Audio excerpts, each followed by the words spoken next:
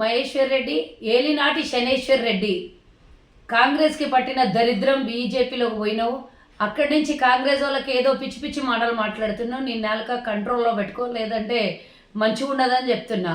ఎవడన్నా కాంగ్రెస్లో నుంచి వస్తారు, మాకు టచ్లో ఉన్నారు అని అంటే ఫస్ట్ నీ దగ్గర రాకముందు ఎవడన్నా వస్తే ఇక్కడ ప్రజలు కోసి కారం పెడతారు, వాళ్ళకి రాళ్లతో కొడతారు. ఎవరన్నా ఒకళ్ళు కాంగ్రెస్లో నుంచి కదిలితే ఒక్కడన్నా కదిలి మీ బీజేపీలకి, పనికి మాలిన బీజేపీలకి, దేశాన్ని సర్వనాశనం చేస్తున్న బీజేపీకి, ఈరోజు దేశాన్ని అధోగతి పాలు చేసేటటువంటి బీజేపీలోకి ఎవడన్నా పోతాడా?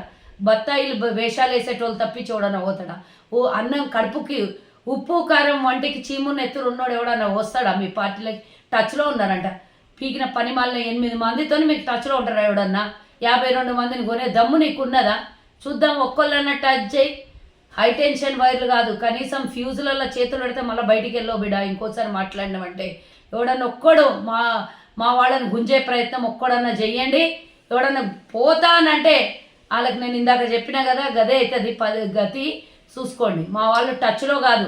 ఉన్న 8 మందిలకి 6 మంది ఎక్కడ బిక్కపోతారో తెలుస్తలేదు మీకు, కానీ ఎవరో 52 మంది మీకు టచ్లో ఉంటే ప్రభుత్వం పడిపోతుందంటే వీళ్ళు ప్రభుత్వం రేపు పొద్దున్న ఏర్పాటు చేస్తారంటే అప్పటిదాకా చూసుకుంటే కూర్చొనికి ఏం పిచ్చోళ్ళు ఉన్నారు.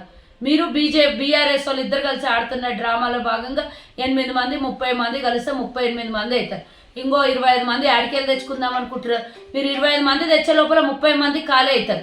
అది చూసుకోండి. సిగ్గు శరం లేదు బతుకులకి. మాట్లాడితే ప్రభుత్వం పడిపోతుంది అని దేశంలో కథం అయిపోతున్నారు. వచ్చే 200 సీట్లు కూడా దిక్కు దివాణా లేకుండా పోతున్నది. ఇక వచ్చి మాకు వచ్చి ఏమో మాట్లాడతారు. నాలుక జాగ్రత్త, ఖబర్దార్.